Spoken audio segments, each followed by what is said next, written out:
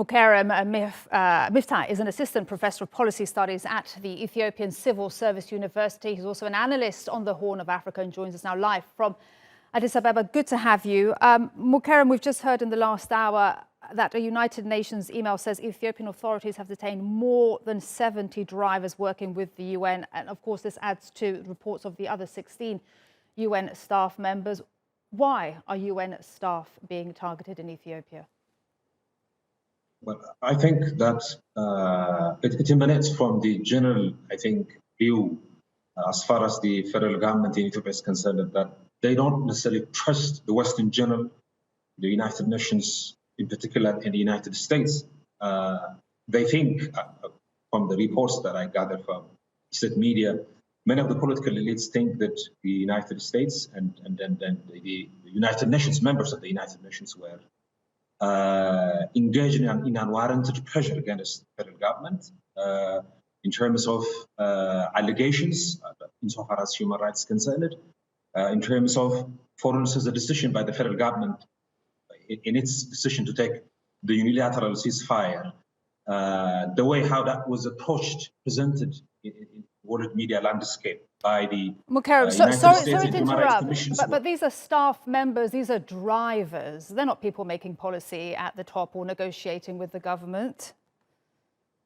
Definitely that's true, but they're not as such fundamentally out of the system, in a sense that they are part and parcel of the United Nations. They are individuals who work for the state, the United Nations. And I think the position of, as I have pointed out earlier, that the decision by the federal government against these workers, employees of the United Nations, is partly because they were in one or another involved in what the state claims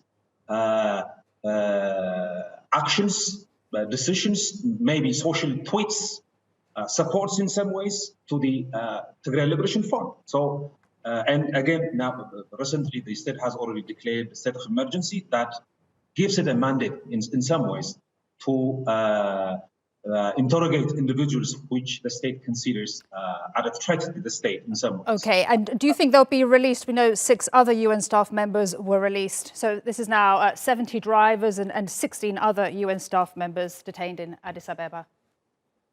Well, I don't know, but we'll have to wait and see. But obviously, as I have pointed out at the very beginning, since the government alleges that the individuals who are affiliated with the United Nations were in some ways involved in this fiasco with the Tigray Liberation Front, I don't see this going to end